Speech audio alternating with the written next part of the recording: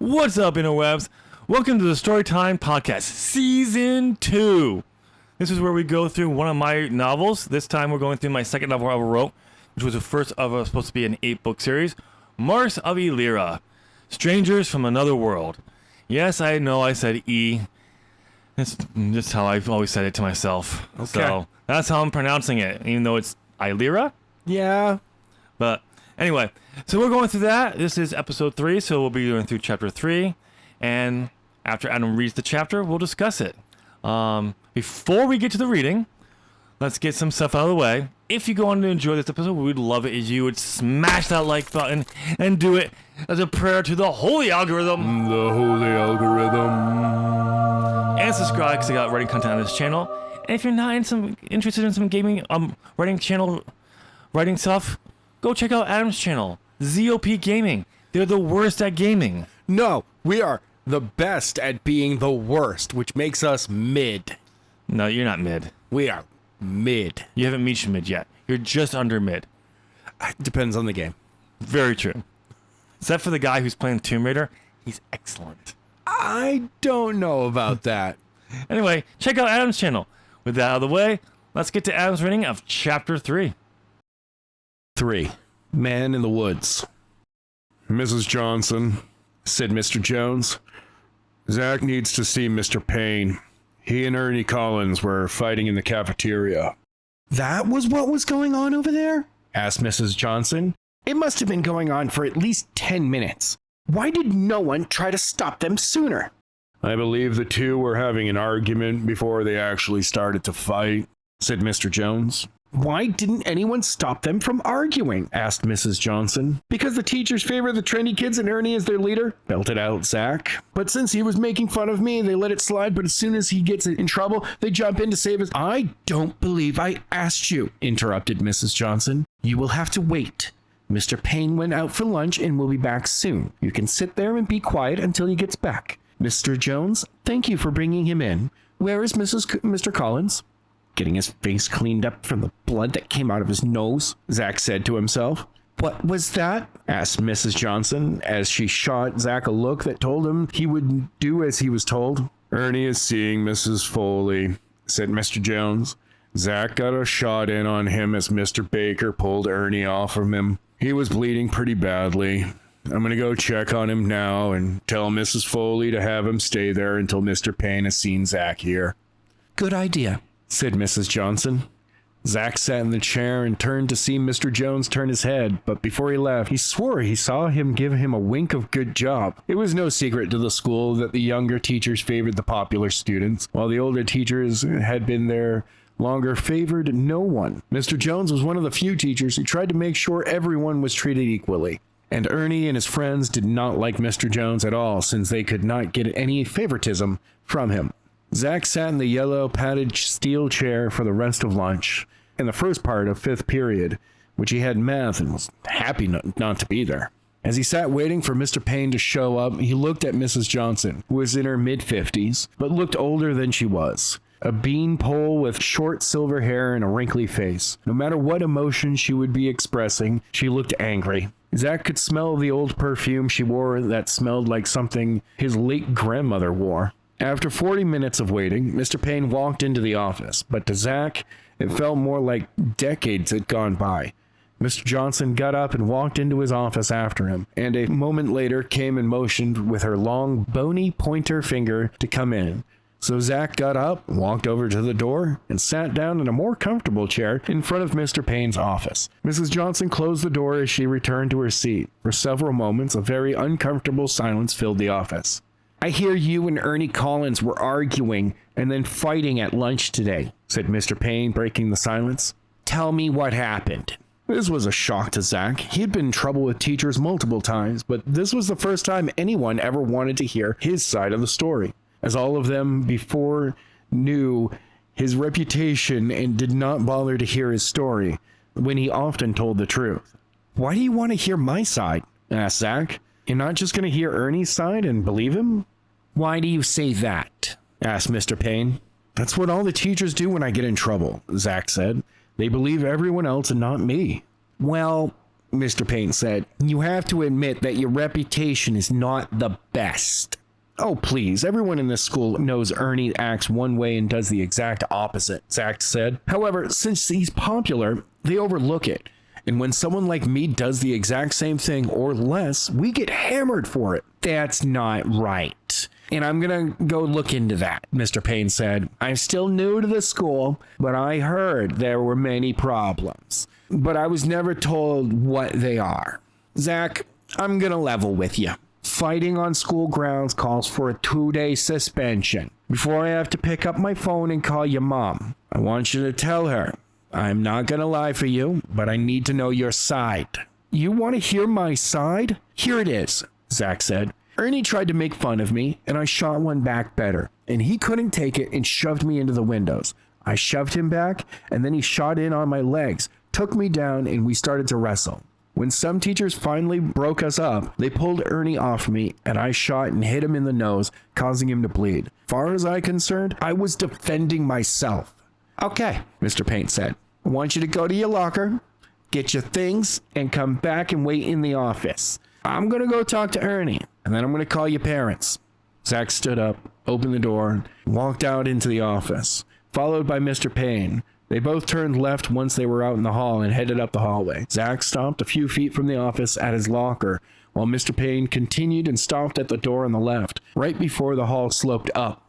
He knocked and then opened the door, stepped in and closed the door behind him. Once the door was closed, Zach opened his locker, grabbed his bag and jacket, and closed it. Mr. Haas, the gym teacher and the wrestling coach, was standing next to him.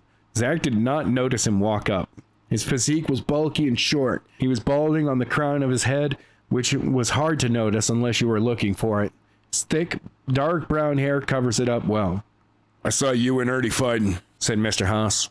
You know, Ernie's on the wrestling team, right? Let me guess, said Zach. You're going to make me work harder now since I was messing with one of your boys, right? No, said Mr. Haas. I was actually giving you a compliment. Ernie's one of the best on the team, and you stayed with him to the point where he couldn't really do anything. With a little practice, you could be a good wrestler.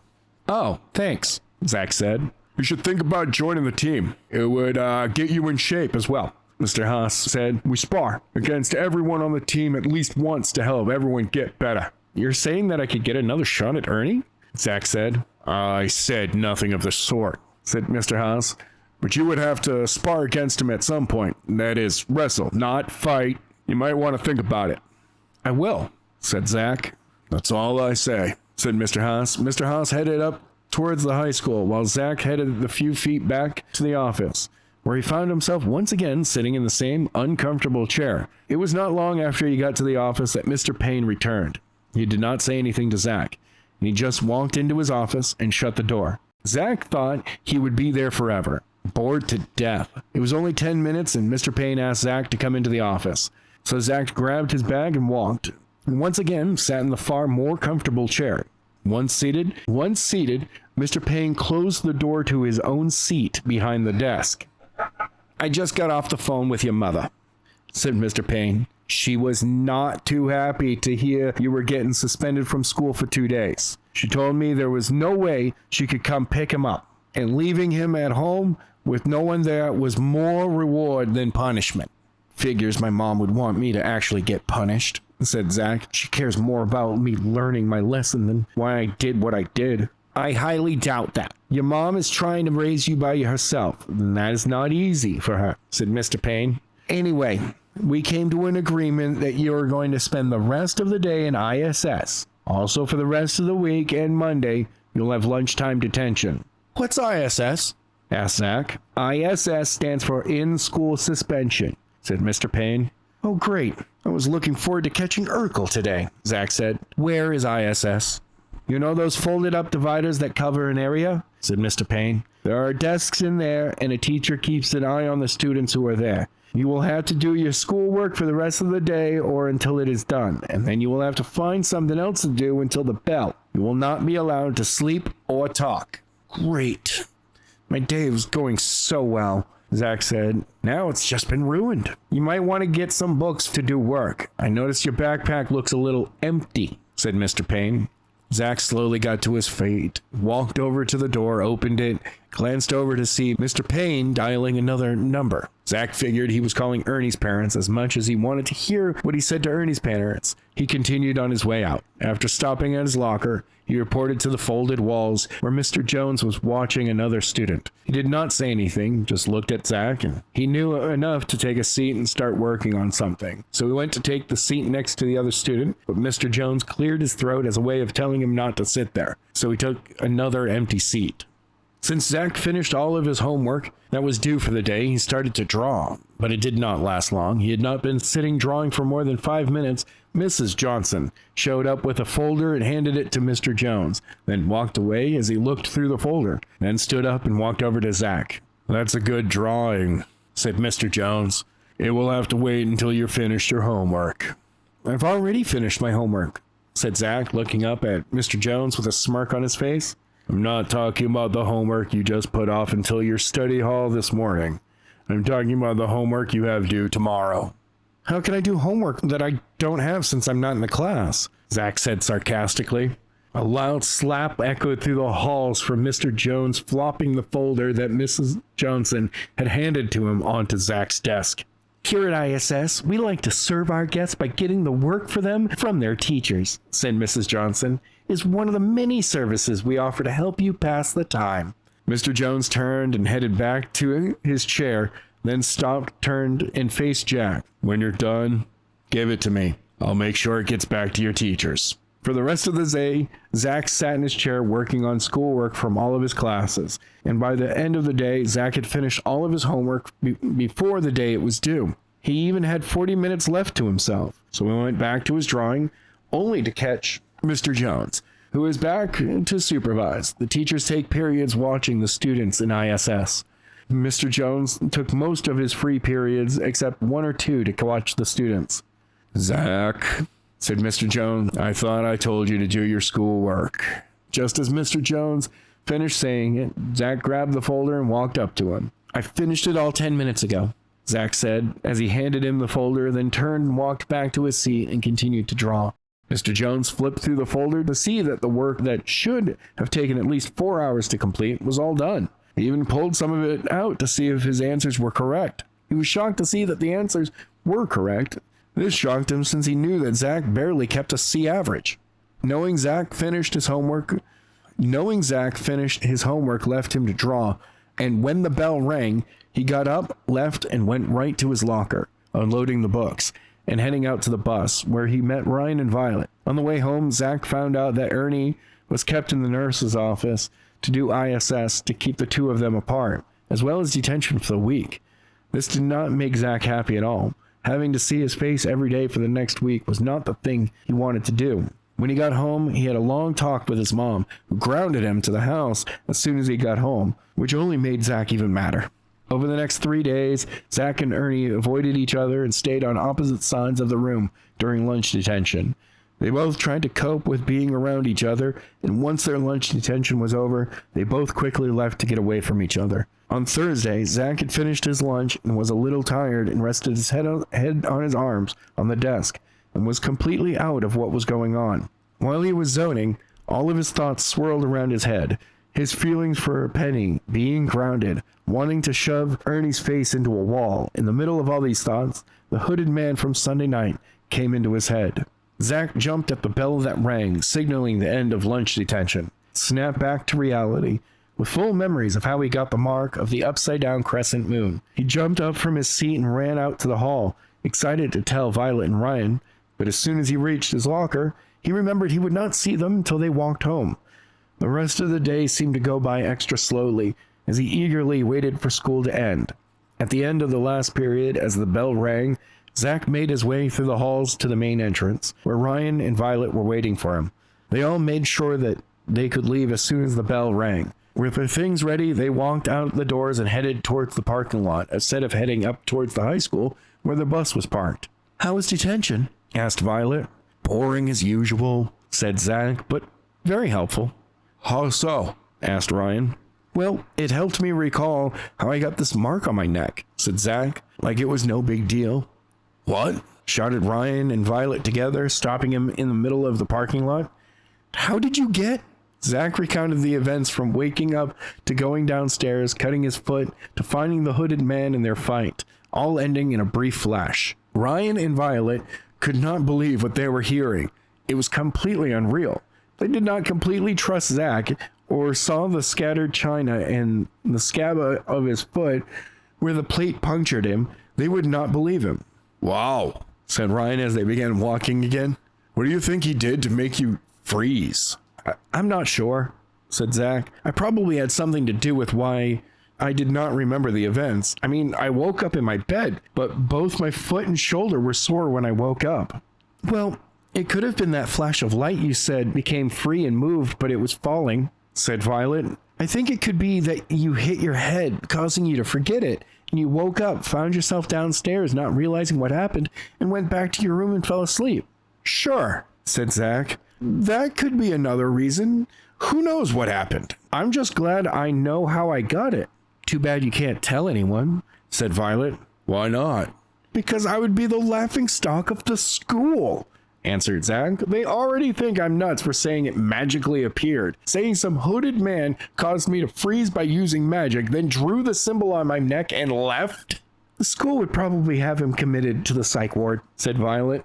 The three of them continued their talk as they walked. They eventually came to the end of the parking lot, where all the smokers came to smoke. Of course, they had to be off campus to smoke, so they would go to the other side of the fence by the soccer field, behind the gate. A dirt path led to Wilbur Park, which several students took to get home. Zach and Ryan walked over to the gate, unlatched it, pushed it open, walked through, and continued on their way. Once they passed the gate, the conversation changed with the hooded man. Aren't you grounded? Asked Violet. Yeah, said Zach. What's your point? Well, Said Ryan. if you're grounded, you shouldn't be walking home from school.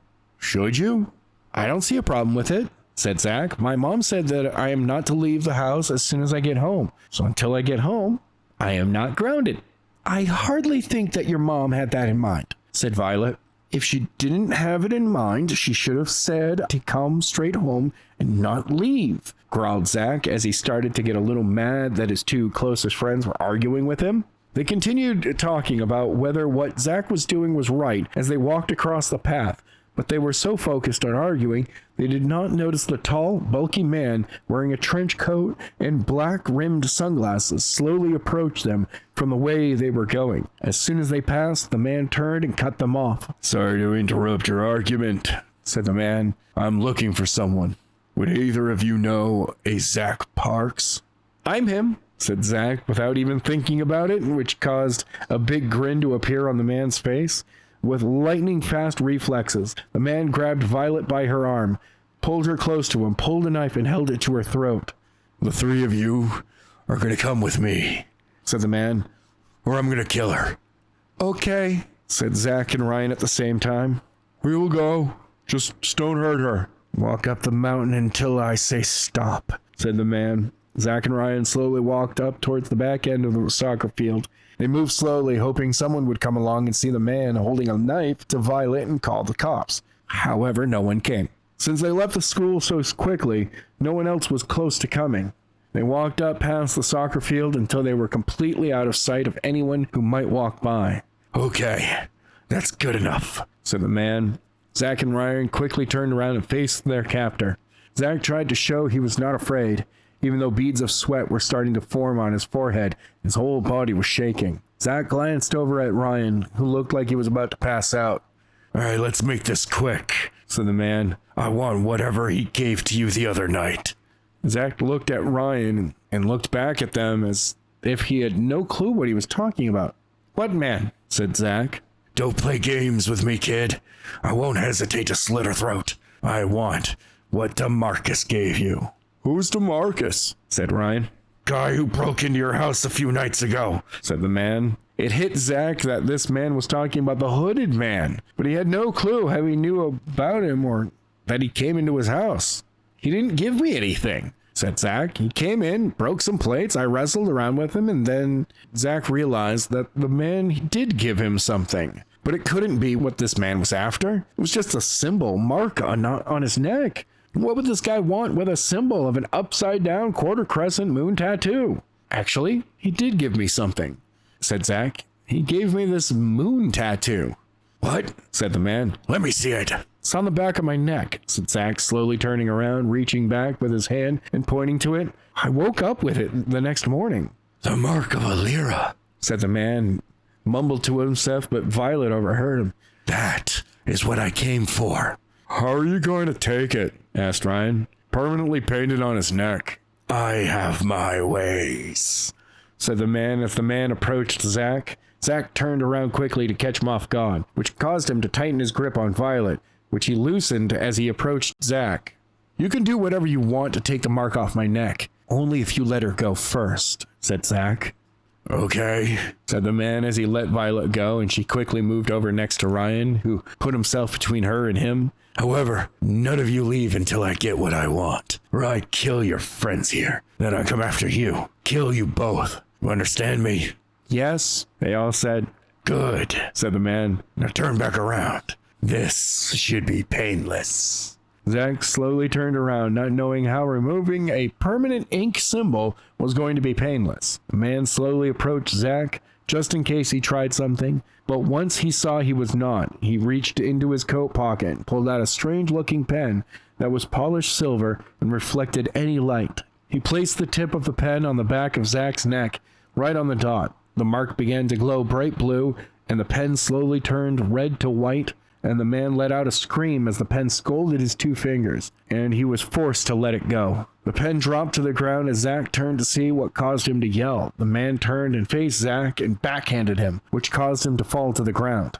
What did you do to prevent me from removing this mark? Shouted the man as he pulled off his sunglasses and stared at him. Zach turned and looked at him in his cold, fearless, angry, dark brown eyes. Nothing, he said. I've done nothing to the mark since I got it 3 days ago. Liar, shouted the man as he grabbed Ryan by the arm and pulled out his knife again. You have one chance to tell me, or your friend here dies. Zach slowly got back to his feet, not taking his eyes off the man as he held the 4-inch blade not far from Ryan's chest. I don't want you to hurt my friend, said Zach, but I did nothing to it. Say goodbye to your friend, said the man as he thrust the blade into Ryan's chest. Zach tried to stop him from stabbing Ryan, reaching his right hand out towards the man. What happened next shocked them all. The blade never entered Ryan's chest. The moment Zach reached out his hand, a bright yellowish light shot from his hand and struck the man in the chest. He swore through the air and smacked into a huge tree with a loud thud. Stunned by what happened, no one moved. Zach looked at his wrist, and a strange design was glowing around it. A moment later, it vanished, but Zach still did not move from his spot. Not sure what had just happened, Ryan and Violet came first and shook Zach, snapping him out of his thoughts. He's out, said Ryan. Let's get out of here, said Violet. They took off down the way they came until they came to the path that led to the park or to the school, turned right, heading back to the school. Their muscles bulging, trying to get as far away from that man and to help. They made it back to the school, where they called the police. So Adam, what'd you think of the chapter? Longer than necessary. Yeah. I'm just going to say that now. When we get to the section on how to fix it, I have a solution for that. But I want to point something out. Mr. Jones handing Zach his homework, and then Mrs. Johnson speaking. She just popped right back in. No, he didn't pop back in. Mr. Jones transformed into Mrs. Johnson, said it, then transformed back into Mr. Jones. He's a shapeshifter, and he didn't even notice it. Nobody said anything about it. I do also like the fact that it wasn't until the 3rd chapter that you finally cleared up that, yes, Zach did cut his foot, and it's still there, and there were broken plates in the dining room. That finally got explained. Oh, I have something on that, too. But it took most of the chapter to get there. How dareth thou, Zach, not sell his injuries? I know. You sell your injuries, Zach. Come on. 101 of pro wrestling. Come on, dude. I mean, come on.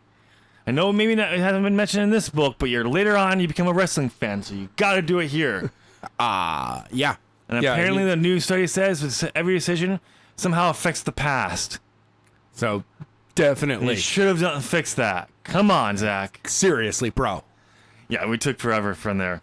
But let's start from the overall chapter and go work through it. Overall, from there, we get Zach. He's getting brought into the principal's office, who's been called Mr. Payne. Yeah. The I writer spent way too much. I'll be honest. I'll be very honest.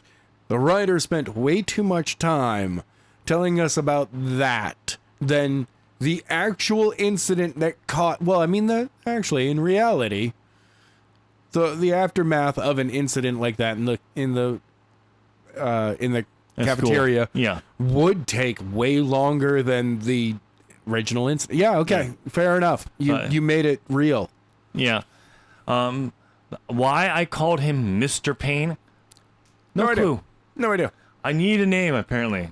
Hey, I mean, he's a new principal. He just started there.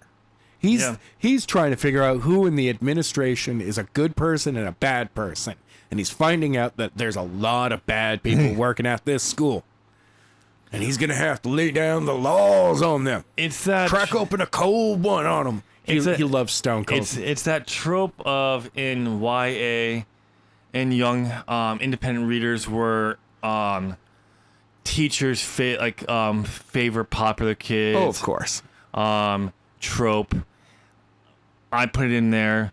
And in some, I think the reason why it's so popular trope to put in there is in some school there probably is. It's nowhere near to the level what we think it is put in there. No. But there are those who will not suck up to the popular kids, but they know them. They talk to them because they're either their coaches or they're in the clubs, so they have a better relationship. But students see that as, oh yeah, they're giving them all the favors, and it's like, no, I'm asking him about the game on Friday. In some cases, there probably are those who do, because their lives are so miserable that they try to live through them, so they favor them so they'll like them. No, but it's nowhere like how it's put into books and stories and everything. But yeah, I had to put that in there. I tried to make Mr. Jones be one of the few. You decided to make him really, really bored, though. Mr. Jones he's been working there for 20 years now. So he's waiting for retirement. Yeah, he's ready to retire. He has a date already set, and he just needs to get there. Just needs to get there. Yeah, but it's like 10 years down the line. He's sick of everyone that he works with's bullshit already. And my description is back. My mean description is back. Yes. For Mrs. Johnson. Yeah, geez, dude. But not as bad as in the past. No, but it's still wow. But yeah. Also, Adam something a little bit of a Boston accent in there for Mr. Payne. I mean, a little bit Canadian. Yeah. You didn't get the A part, but you had a little Canadian. I was actually shooting a little bit Midwestern. Yeah, you guys Canadian and Boston in there a little bit. I slide into those. Yeah. This is going to be, the principal is going to be a character that doesn't really have a proper accent. So he's been a lot of places. Oh yeah, he's worked everywhere. And he just naturally gets the accent really quickly. Yeah. Okay. So when he's going to get his upstate New York accent? I don't know, because I don't think that's a real accent. New York City will say there is. I'll tell you that much. That's because New York City doesn't know how to actually talk.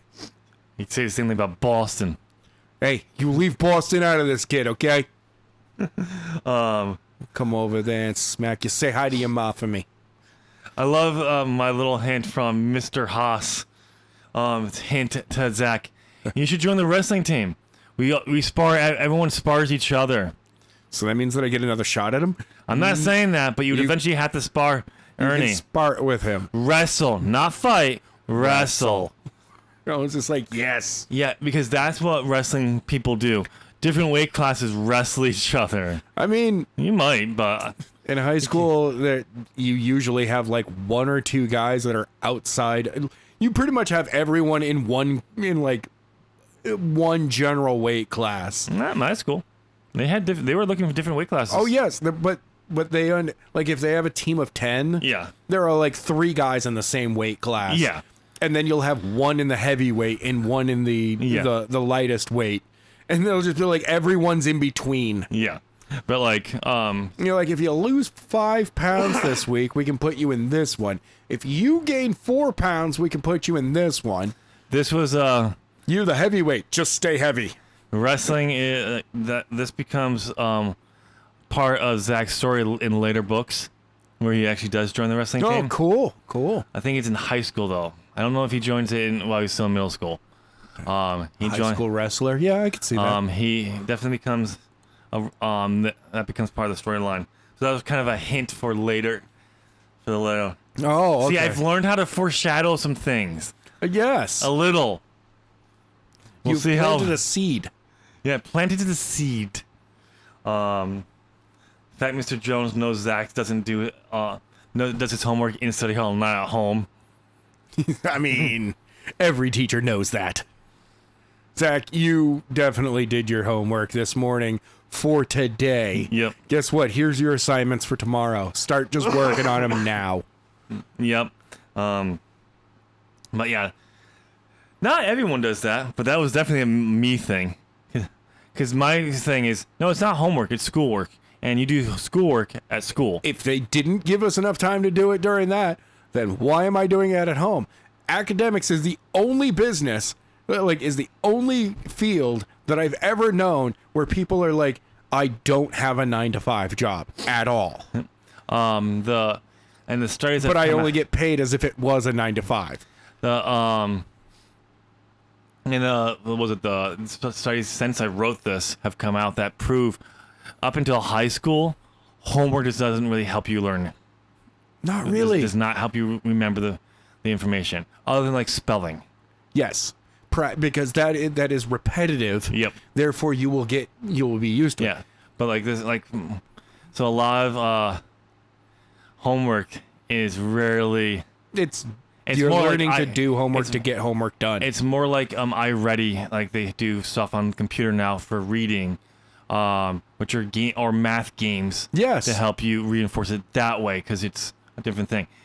When I see how they actually teach it now and what they draw on, like, I can't help the kids for that school program and the older kids how to do their homework when they hit fractions and on. I'm like, nope. Like I could tell you how I did it. Yeah. In a sense, not fractions This or was the method that I used. not fractions. Fuck fractions. I still don't know how to add or subtract or specifically multiply and divide fractions. Nope. Okay. Nope. I mean- just could not. So, but yeah. Let's see. What else did I have on here? Yeah, we covered Mr. Jones transforming into Mrs. Johnson for a second. Yes. Yeah. Yep. I kind of feel that ISS should have been the end of the. Personally, we'll get to how to fix this in a fine. minute. Save it Okay. for there. Oh, yes. Yes. Sorry, my bad. Yeah, that's a new segment this season. Yes. Yes. And that not all did we re-record that stuff and just plugged it into the first 2 episodes. Not at all. I love my subtle thought things on Zach's thoughts about things. What for him to remember what happened and how he got his mark. Yeah, he just kind of took a nap. Yep. And then remembering how he got his mark. Big question though. Here's a big question, Adam. How Yes. did Zach end up in his bed? I don't know. Hooded man picked him up, tucked him in nicely. Apparently so. I said this in the last time I was trying to fix the last chapter. That dude was just like, here you go, Zach. Injured guy who's barely able to keep himself up against Yes. the wall. Somehow carries a middle schooler up the stairs. Actually, you know that he didn't carry him. He just grabbed Zach by the ankle and dragged him up the stairs. Thonk, thonk, thonk, thonk. No wonder Zach was so knocked out. Yeah. He actually missed 2 days worth of school. The entire time he was just in a coma. Head injury time. That's the reason why he didn't Yeah. really remember what happened. His head bumping on the stairs the entire time. Super head injury. Yep. He's going to have CTE later in life. Definitely needs to learn how to sell his injuries, though. I know. The injury was so bad, he didn't recall his shoulder hurting and his He foot. wrestled a dude, got the upper hand, and had a shoulder injury and a cut foot. And never realized. Never even. That's how bad the injuries were. And what was it? Yeah. By the way, some of the lines that we have for people, Yeah. which Okay, go was ahead. Zach being like, "Hey guys, I remember how I got this." Yeah, and like Ryan and Violet together, just like, "What? How did you get?" It's like, that's clearly not what a human being would say at all. Don't know how that got missed in the. The amount of times that Ryan just says, "Wow." I know. That's for me. That's why I'm like, Ryan's kind of a dumbass. I mean, smart kid, but kind of a dumbass. Yeah, he's the goofy, the goofy kid who doesn't care what people think of him, which allows him to Whatever. allows him to, he can talk to anyone. He can go and be a part of any group because people know he's kind of the goofy guy, but he just doesn't care, and then he doesn't even wear you down if you don't want him there. He's just he's a good guy, and Also, I have another line here that when I read it, I legit went, I do not understand what this means in any way. Violet, after Zach has told her, yeah, but I woke up in my bed and my foot and shoulder were sore. But I completely forgot until just days later. Yep. I now remember, oh man, my shoulder was sore. My foot hurt. Yeah. It was like, it's completely healed now. Nothing to worry about. But Violet turns back to him about, the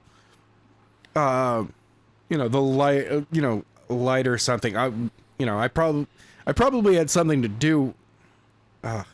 Yeah, it should have been. It probably had something, but instead it's I probably had something to do with why I did not remember the events. So I don't know how Grammarly missed that one. yeah, she responds with, well, it could be that a flash of light you said became free and moved, but was falling. What? Don't know how Grammarly missed that one. What? Sorry. It could be that a flash of light you said became free and moved, but was falling.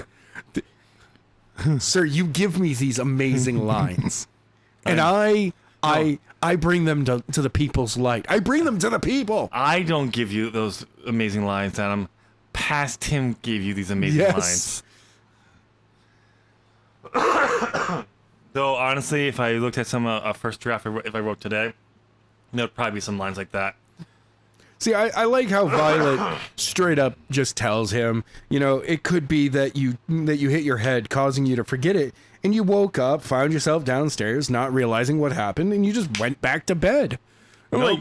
Zach's like, no, I woke up in my bed though. Like, yeah, but you had a head injury. Yep.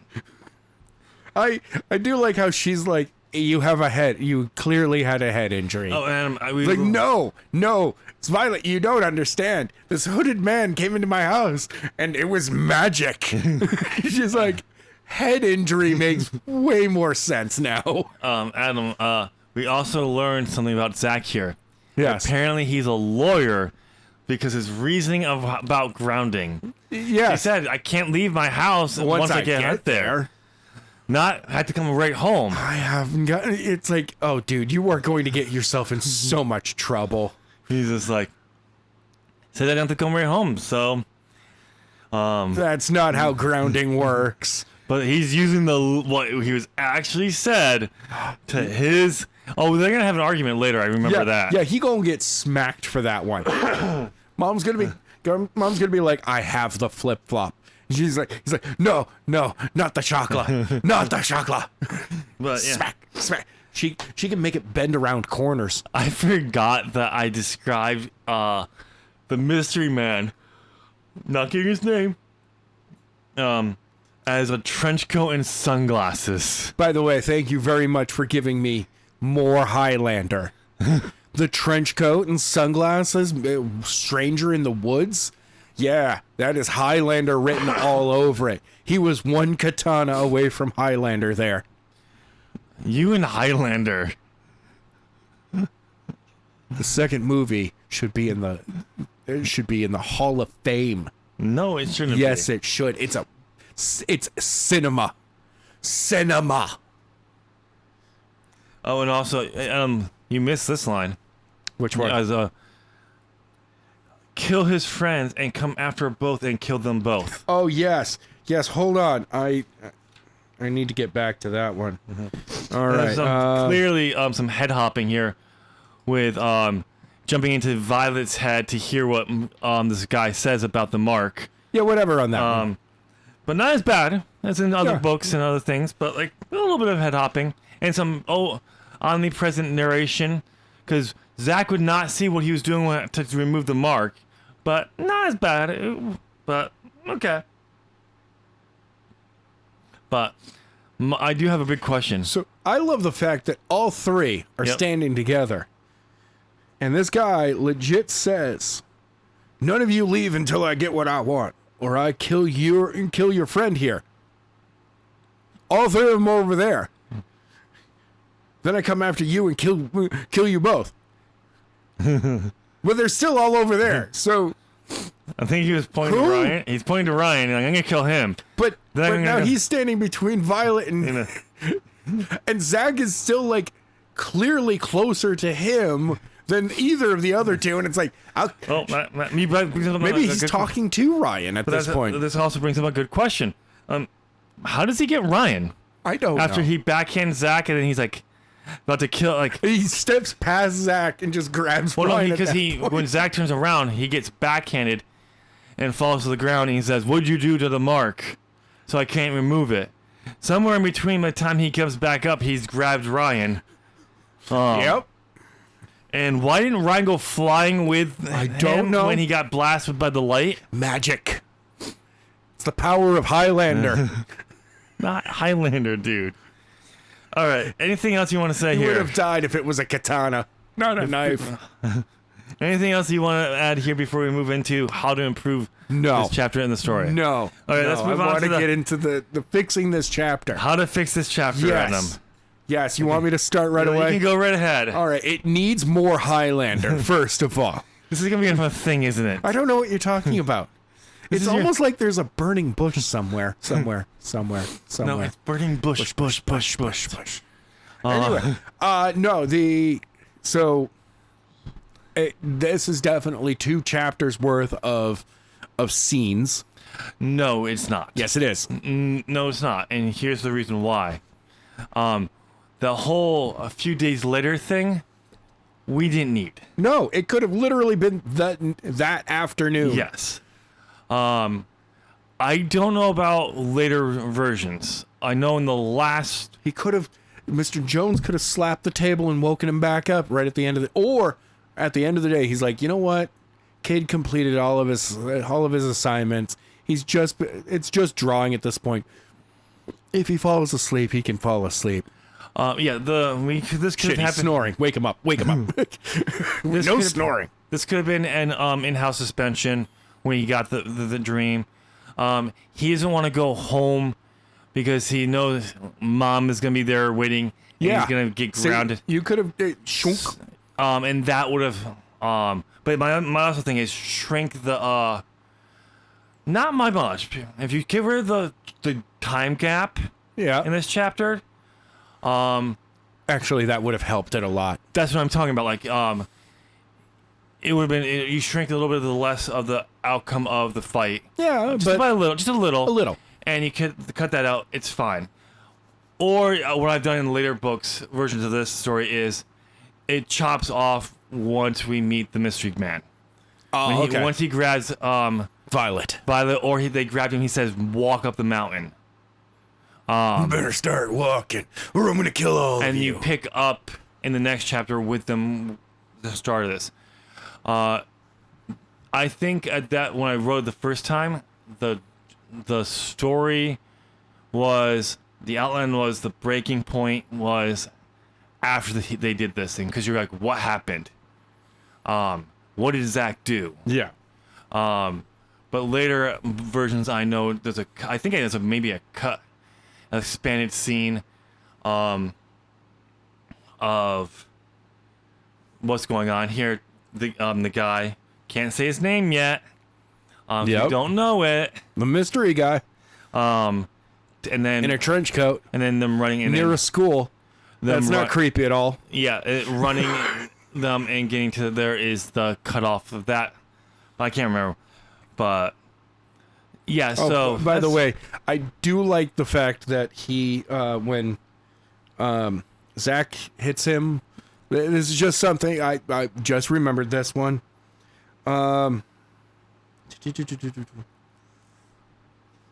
Sorry, wrong page. oh, okay. Zach strikes the man with the light. the light in the chest. He swore through the air and smacked into a huge tree with a loud thud. All I can think of is he gets hit and it's just fuck. He immediately is just like, yeah, no, damn it, I'm gonna kill this kid. What? Bam. Fuck. What's the name of the sound effect yell from Star Wars that became? Oh God. I can't think of what it's called. The Wilhelm scream. Yeah, the Wilhelm scream, but it's the Wilhelm swear. Yes. All you get is F-U. Yeah. Thud. Quack. Oh. And you're like, he did land on the ground, and there was a very, very quiet. Fuck. That hurt. Ow. See, there's no swearing in here because this is during like Christian days. So So it would have been a shit. Nope. And Like nope. it's Oh shoot, that hurts so bad. I think crap. I could would have been fine Poppycockle. or something like that. But yeah, That smarts greatly. but it's one of those things. But yeah, you take the multiple day time jump away. It tightens it up. And tightens it up. And the follow up for the Also, the whole what did you do to it at that point, because he's still like, I didn't remember that I got this. Yeah. From this, it's been hours. It hasn't even been 24 hours. I don't even know. Yeah, so like, what did I like? Well, I don't know why. I know why. I know. I'm the writer, but I know yes, why. of course you know why. And I don't know how Zach ended up in bed. So That's because Hooded Man picked him up, tucked him in nicely the guy who could barely stand up picks up a middle schooler by the ankle, You mean drags him by the ankle as he limps up the stairs. whipped him onto the bed. Come on, Zach is like 5'5" and weighs in at like $110 at best. Just slams him on the bed. Mom is passed out drunk. That's Funny you say that, I know. because that's what she's in later drafts.